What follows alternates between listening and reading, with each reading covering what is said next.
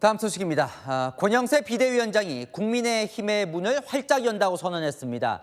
자유와 헌법에 동의하면 당을 떠났던 사람뿐 아니라 다른 정당에 몸담았던 사람에게도 문을 열겠다는 겁니다. 1차로 보수 진영 내부를 다진 뒤에 경선 이후엔 한덕수 대행 등 외부 인사를 포함한 빅텐트를 염두에 둔 밑자락이란 분석입니다. 김민곤 기자입니다. 대선을 43일 앞둔 오늘 국민의힘 지도부가 당의 문을 열겠다고 선언했습니다. 민주당 대선 후보가 유력한 이재명 후보를 막기 위해서 누구라도 함께해야 한다는 겁니다. 잠시 당을 떠났던 분, 다른 정당에 몸담았던 분들 과거에 연연하지 않겠습니다. 대한민국을 지키려는 의지가 있고 자유와 헌법이라는 대의에 동의하는 분이라면 정당과 진영도 뛰어넘겠다는 부분에서 보수 진영 내 꾸준히 거론되어 왔던 빅텐트를 연상시키는 발언입니다. 지금 필요한 것은 진영의 고집이 아니라 연대의 용기입니다. 각자의 과거를 과감하게 떨쳐내고 당은 일단 공천 문제로 당을 떠나 무소속으로 있는 인사들의 복당대 사면을 검토하고 있습니다. 큰 선거에서 또 기여를 하시면 그런 또 복당할 수 있는 기회를 드리는 것이 과거에도 늘 있어 왔던 일이고. 하지만 내부적으로 이후 반명, 비명, 빅텐트까지 염두에 두고 있습니다. 당 핵심 관계자는 지금은 경선 기간이라 조심스럽지만 반 이재명에 찬성한다면 개혁신당은 물론 비명계까지 포함될 수 있을 것이라고 말했습니다. 당 관계자는 국민의힘 대선 후보로 누가 되든 현실적으로 이재명 후보에 맞설 빅텐트를 외면하기는 힘들 것이라고 말했습니다. 채널A 뉴스 김민곤입니다. 빅텐트 대상의 핵심 인물 한덕수 권한대행으로 꼽히는데요. 홍준표 후보 한대행 출마에 대해 비상식적이지만 나쁘진 않다는 입장을 밝혔습니다. 그러면서 윤석열 신당은 안 한다는 연락을 받았고 전광훈 목사 출마에 대해서는 선을 그었습니다. 백승현 기자입니다. 홍준표 국민의힘 대선 경선 후보는 한덕수 대통령 권한대행의 대선 출마가 비상식적인 일이라면서도 대선 흥행에는 나쁘지 않다고 밝혔습니다. 당의 문을 활짝 열겠다는 지도부의 방향성에는 공감한다는 겁니다. 대선 때는 지게작대기도 필요해요. 들어올 사람 다 들어와야지. 남극이 반대하거나 그런 생각 초도 없어요. 한덕수도 빨리 그만두고 입당했으면 좋겠네요. 당의 후보가 된다면 이후 한대행이 등판해도 단일화 논의는 문제가 될 게 없다며 가능성을 열어뒀습니다. 반면 이른바 윤석열 신당과 전광훈 목사 대선 출마에는 선을 그었습니다. 몽상입니다. 낭설입니다. 용산으로부터 전혀 그건 사실이 아니다. 걱정 안 하셔도 됩니다라는 연락이 용산에서 왔습니다. 출마를 하든지 말든지 우리 당하고는 상관이 없어요. 다른 주자들도 한대행과의 단일화 가능성을 열어뒀습니다. 무조건 이걸 합치지 않고서는 매우 어려운 게임이다. 이기는 길을 가기 위해서 뭐든 해야 한다, 뭉쳐야 한다. 선거 때는 이기는 것이 중요하니까요. 최종 후보가 된다면 넓게 열려놓고. 채널A 뉴스 백승현입니다.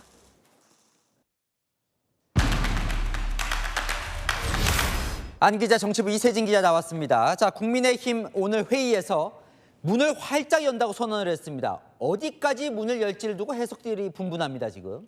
네, 이른바 반명 빅텐트를요, 국민의힘 지도부가 사실상 시동을 걸었다고 봐야 할 것 같습니다.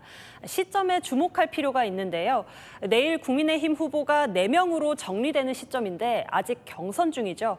빅텐트를 공식화하기는 조금 이른 시점인데 오늘 공식화했다는 건 그만큼 시간이 부족하다고 보는 듯합니다. 문을 활짝 열겠다. 진영도 정당도 구애받지 않고 이길 수만 있다면 함께 한다라는 뜻입니다. 그래서 어디까지 문을 열겠다는 겁니까? 말을 자세히 보면요. 문을 여는데도 단계가 있습니다. 잠시 당을 떠났던 분이라고 언급한 부분이 바로 1단계입니다. 이건 경선 때도 할 수 있는 거죠. 여러 문제로 당을 떠났던 사람들 복당부터 해결한다는 겁니다. 먼저 우리 집 사람들부터 최대한 뭉쳐야 한다는 거겠죠. 그럼 그 1단계는 누가 지금 거론이 되는 거예요? 예, 지난 총선에서 탈당해서 무소속 출마했던 장해찬 전 최고위원, 그리고 5.18 망언으로 공천 취소됐던 도태우 변호사 등이 복당 대상에 오른 걸로 취재가 됐습니다.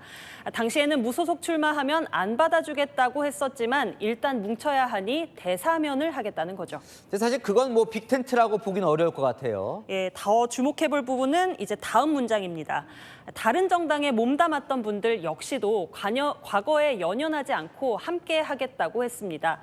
앞서 언급된 사람들이 국민의힘 입장에서 원래 우리 집 사람이라면 이건 좀 차원이 다른 얘기죠.